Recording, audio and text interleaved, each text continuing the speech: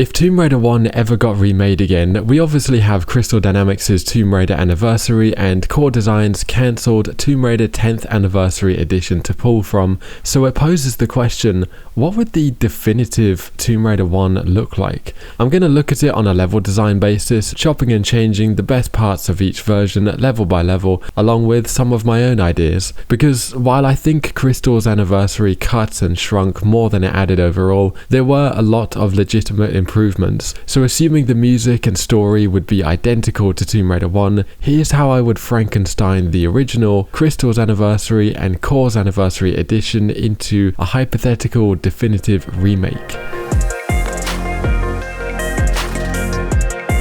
Caves would start inside the actual mountain caves after the opening cinematic, just like Tomb Raider 1 and Core's Anniversary Edition. Making the outside area playable in Crystal's Anniversary was a nice idea, but I think the very first time you take control at the very start of the game is quite special, so I would want to preserve exactly where gameplay physically starts and not mess with how the opening cinematic would play out. I love how Core's Anniversary Edition interpreted the wooden bridge room as being an iced over underground lake you can walk on, so I'd absolutely keep that aesthetic, but make the first bridge break like Crystal's Anniversary and have the second bridge be higher up to make you feel uneasy about it possibly also breaking, just like Crystal's Anniversary. One of my own ideas is to have the stone bridge room moved slightly so that the ground level of it aligns with the frozen lake and you can see the lake flow through the gate from the wooden bridge room to the stone bridge room. Lastly, I would style the lock mechanism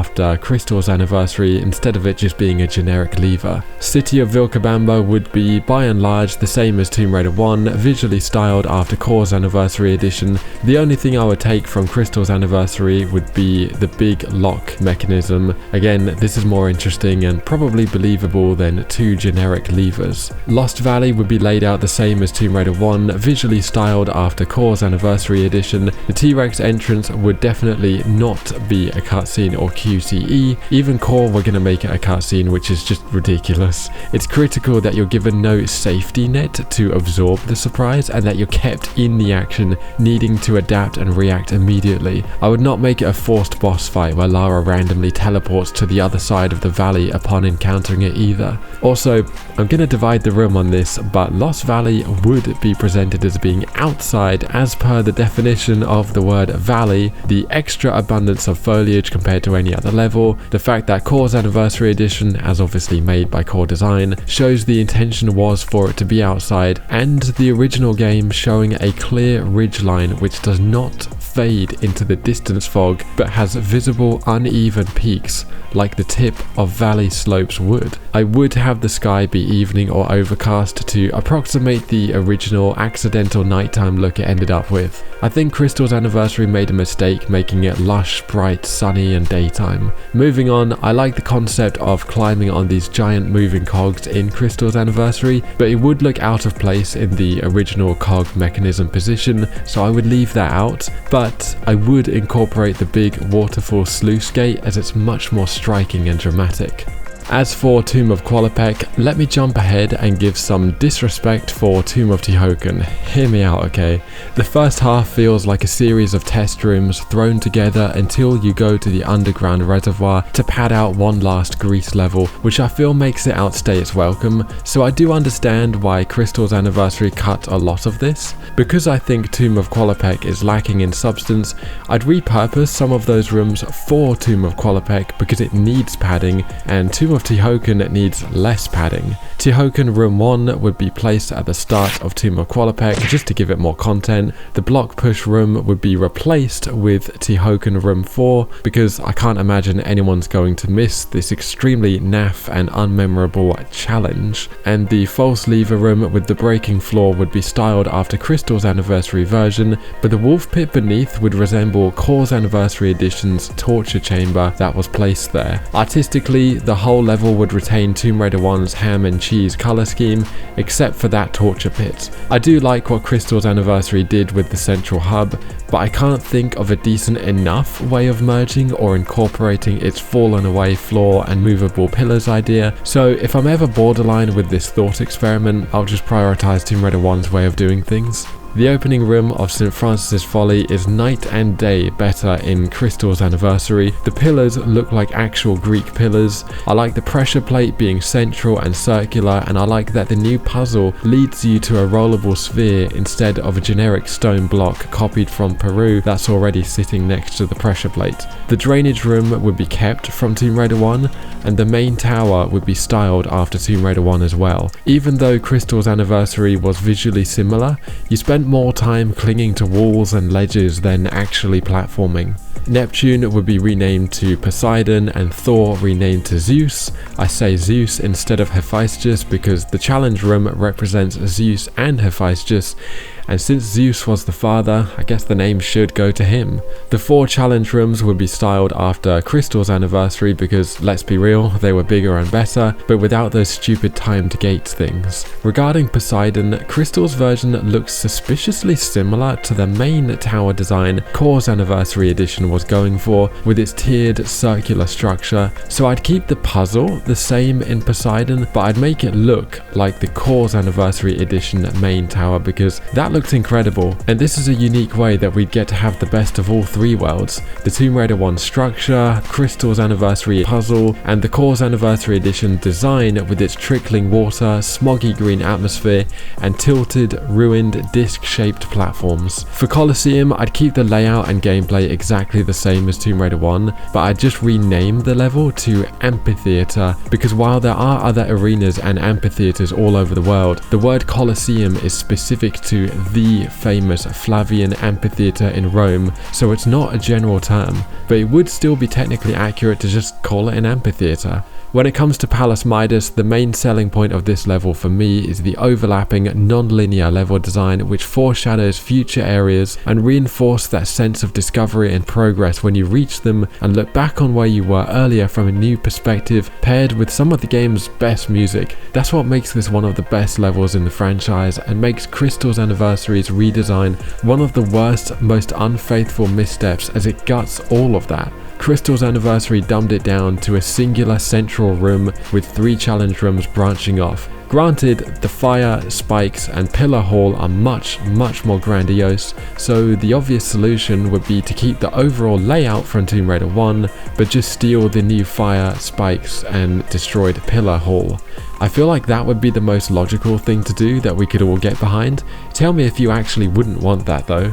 The Cistern is a fantastic level in my opinion. It has many side rooms, but I think 1 or 2 of them are extremely lacking in substance and could be replaced with 1 or 2 of the early rooms from Tomb of Tihocan, which were only a bit lacking in substance. So here I'd be cutting some of the fluff from the Cistern and replacing that with bits and pieces repurposed from Tomb of Tihocan, making the pace of Greece as a whole a bit better. To be clear, the first half of Tomb of Tihocan has been redistributed across Tomb of Qualopec and the Cistern to bolster up some of those levels' less memorable rooms. When you'd use the gold key in the Cistern, I'd cut the checkerboard room entirely to be honest, and just have you go straight into the slope that takes you to the reservoir, and because these 2 levels have been merged, I'd rename it to Tihocan's Reservoir. Just a disclaimer, I know I've bitched in the past about Crystal's Anniversary cutting, redesigning beyond recognizability, and shrinking much of Tomb Raider 1, and here I am suggesting cuts. The difference is, I'd only nip and tuck the odd empty room here and there, while Crystal's Anniversary gleefully butchered stuff left, right and center, and that's not even talking about almost none of the music being remade, including the main theme,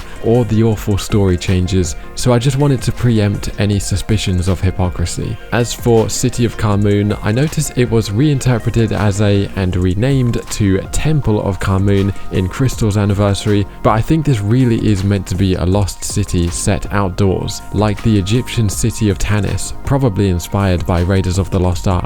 For this reason, I would have it clearly and possibly controversially set outdoors as depicted beautifully in Core's Anniversary Edition. I'd keep the layout the same as Tomb Raider 1/Core's Anniversary Edition though. I get what Crystal was doing, but I feel it lost its resemblance to the original too much. While the sky is open in Core's, which is a big change, it's still more clearly obviously the same area. I do absolutely love how the series of pharaoh statues in Crystal's Anniversary became giant timed moving platforms, which you of course use again from the top later. That idea would have to be incorporated.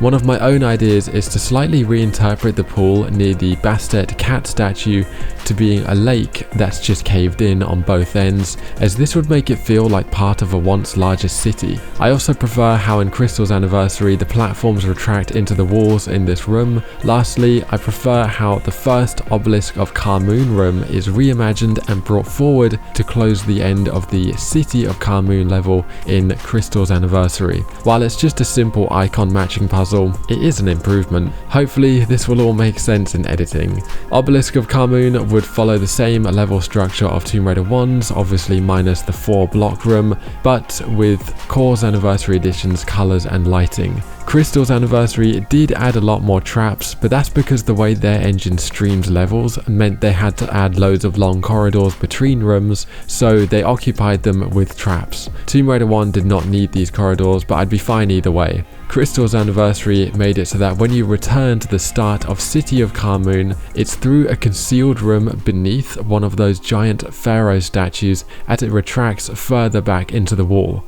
That is fucking genius, so I'm definitely keeping that.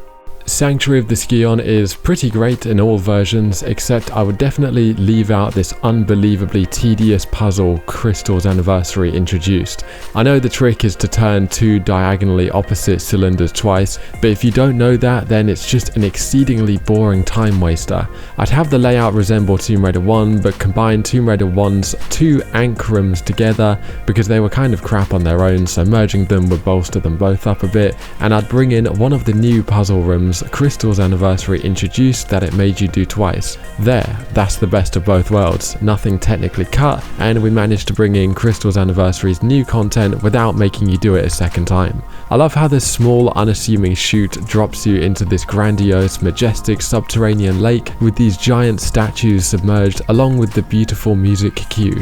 I would definitely keep that aspect from Tomb Raider 1, but unfortunately you spend very little time in such an amazing area. I would probably use some of Crystal's Anniversary's environmental puzzle elements here to lengthen it up, but with decidedly less time repetitively glued to walls for so long. I know it's crazy, but I love how Tomb Raider 1's Sanctuary of the Scion closes with you going all the way back to the start of the level via a shortcut, so I'd keep it like that, but I'd still section off the third Scion piece with the Qualopec and Tihocan Scion receptacles required to access the final piece.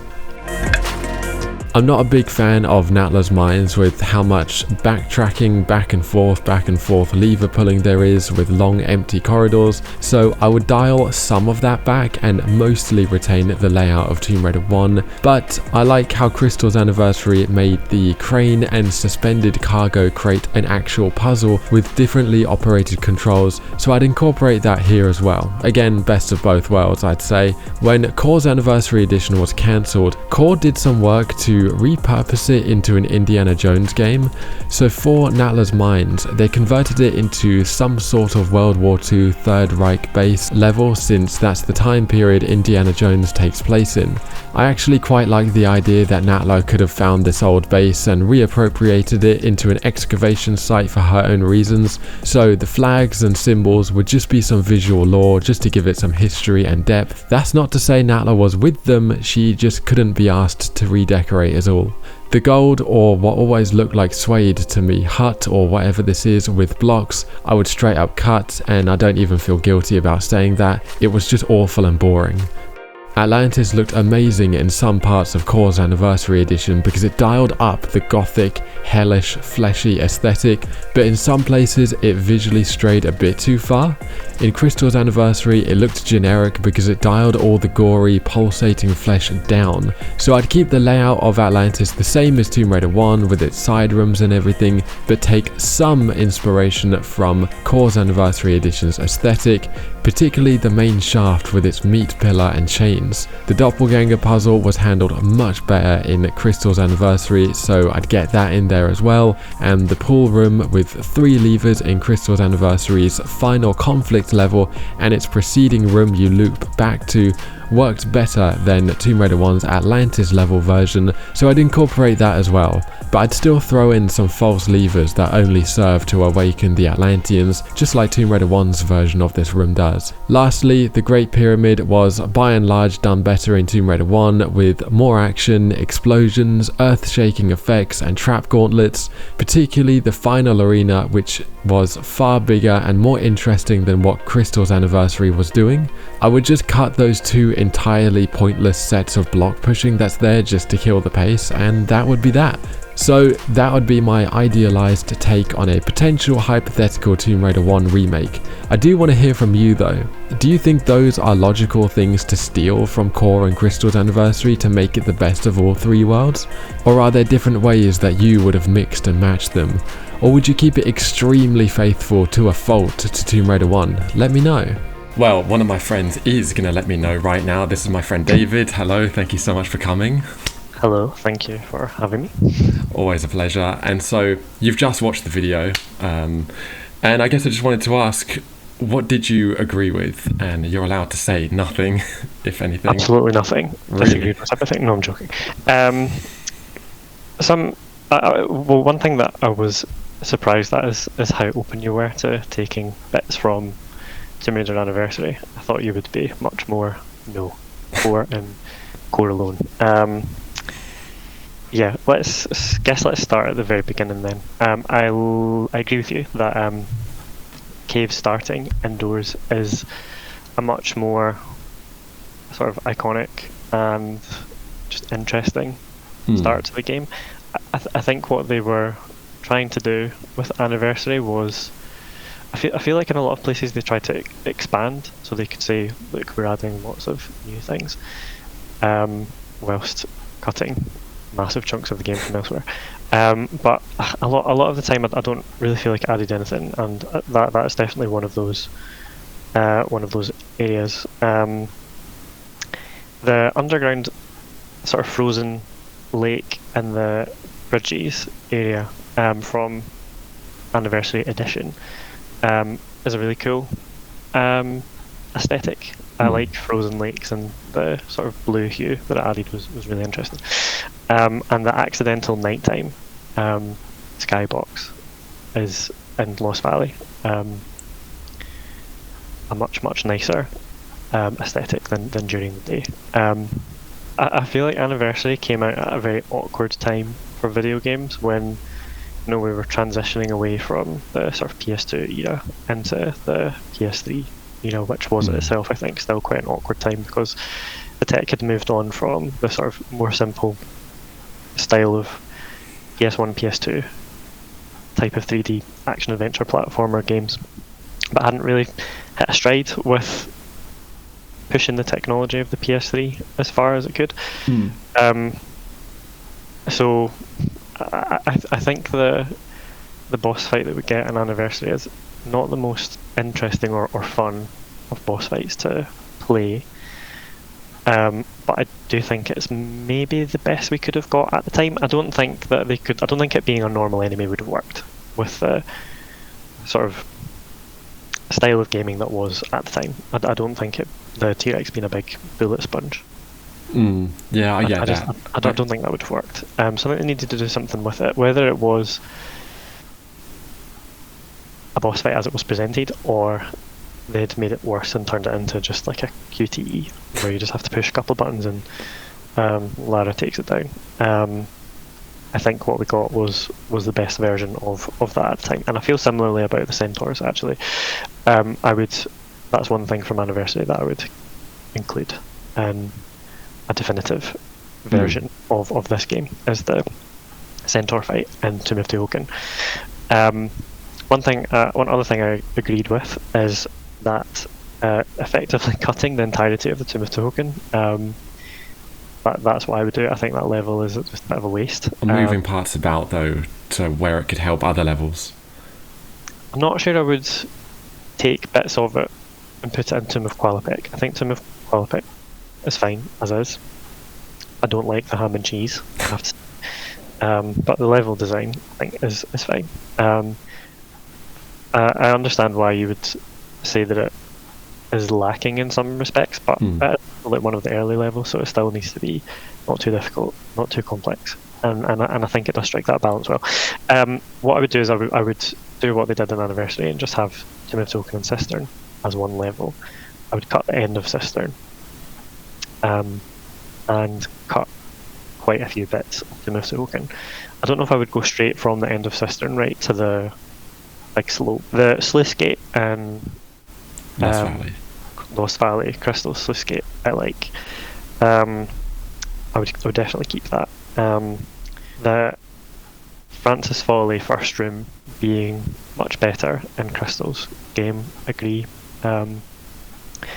I think it is just objectively better and more interesting. I think it would be quite difficult to argue otherwise. The Doppelganger, and Crystal being better. I don't love the Doppelganger in Tomb Raider 1. I understand why it's iconic, and we get Bacon Lara memes. But I find that room just a bit of a pain anytime I get back to it. The Suede section, agree, totally cut, get rid of, don't need. And yeah, the sort of meaty aesthetic from Core's Anniversary Edition, it's much more in keeping with the style of the original, which is just a more interesting thing. You know, the idea that the pyramid is a living being itself. And I feel like a lot of that was lost with Crystal's Anniversary. Okay, so if that's all of your likes, then as for the things you disagreed with, what wouldn't you have gone for if you were to create your own remake? Anything that involves any kind of timed mechanism, get rid. I absolutely hate timed puzzles. There was one in City of Kamoon. Yeah, the statues that move.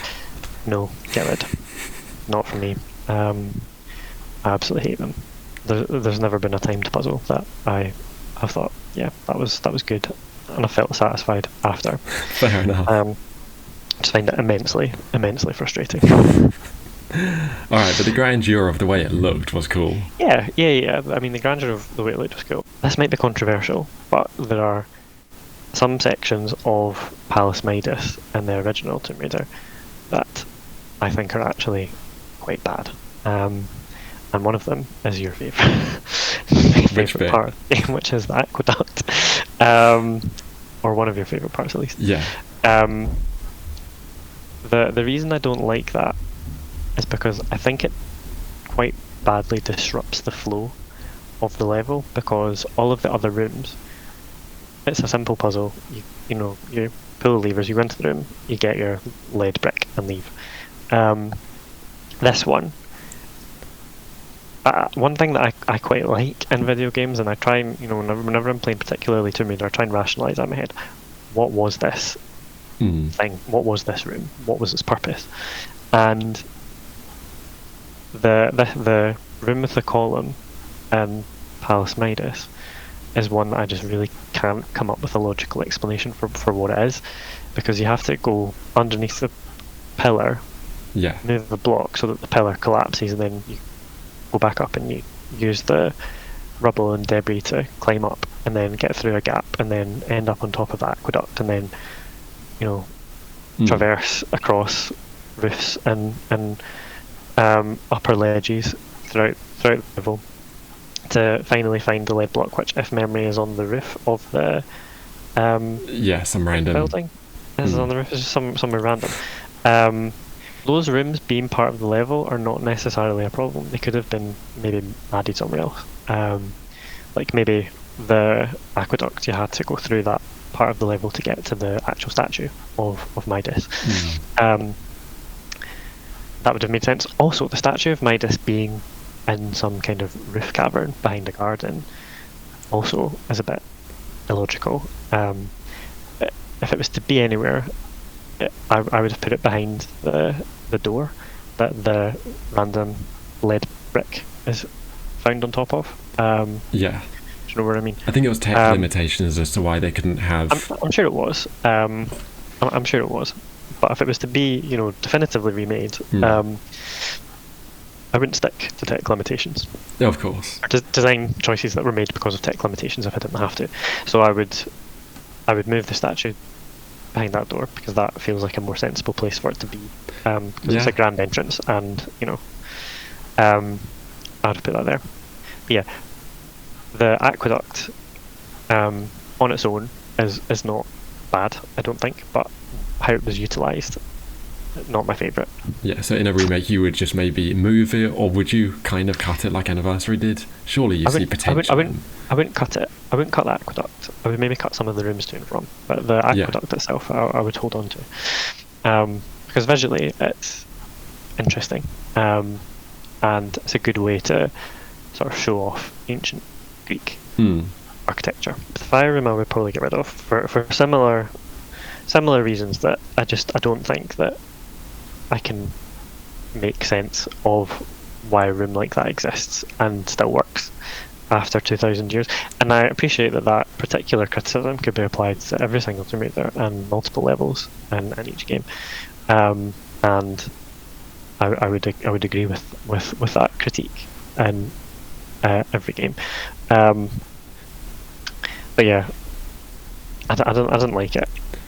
I mean, it applies to Tomb Raider 1's version, the fire room, like, why is it there?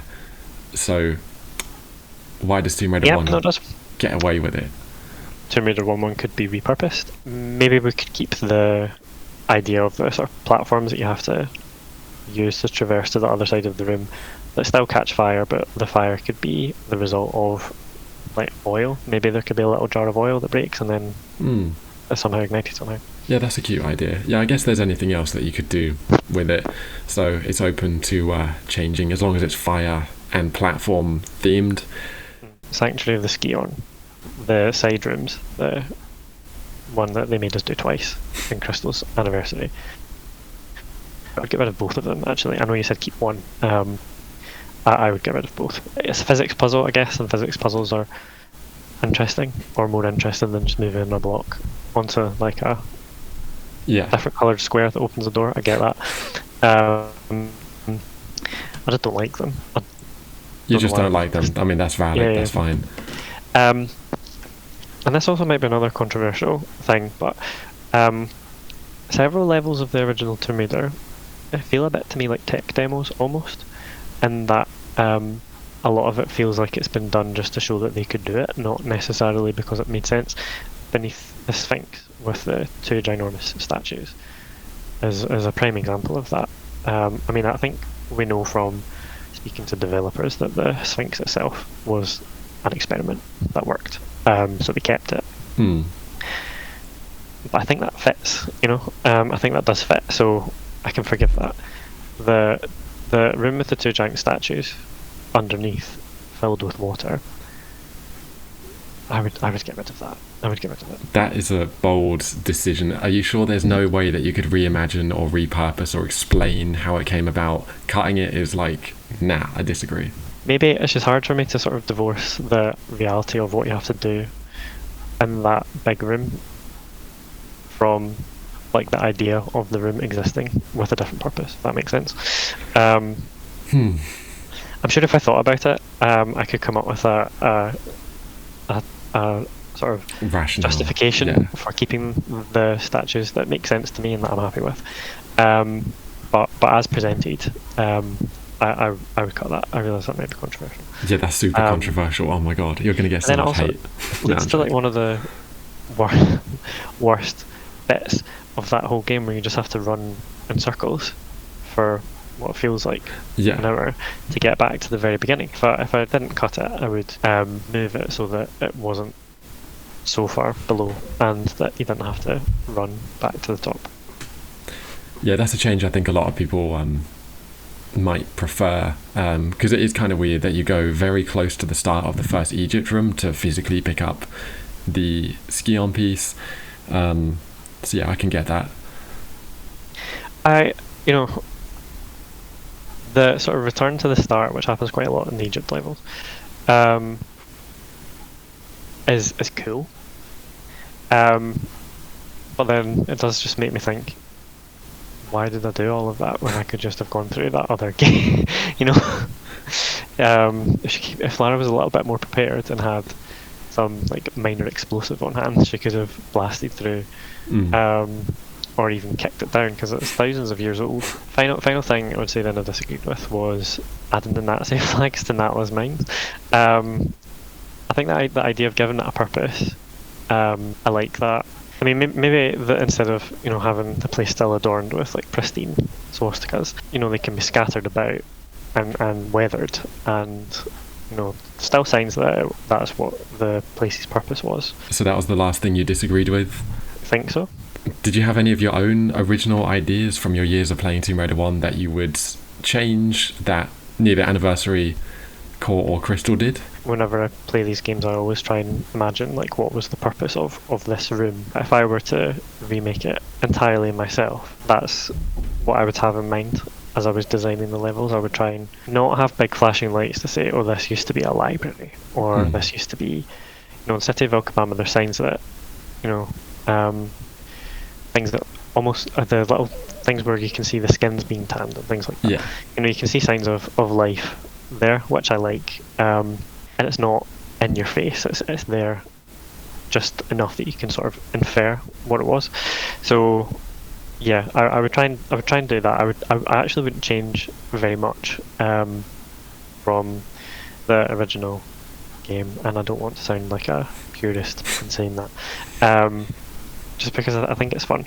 Any changes that I would make would be to benefit the goal of adding a purpose to everything.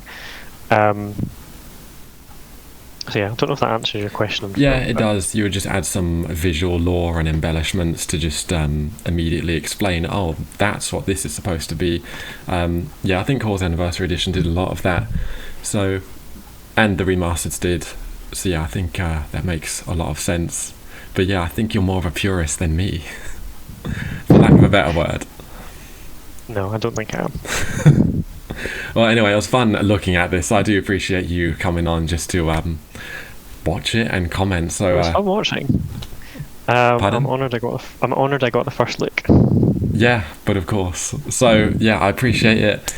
Thanks so much for coming. So take care. Bye for now. Au revoir.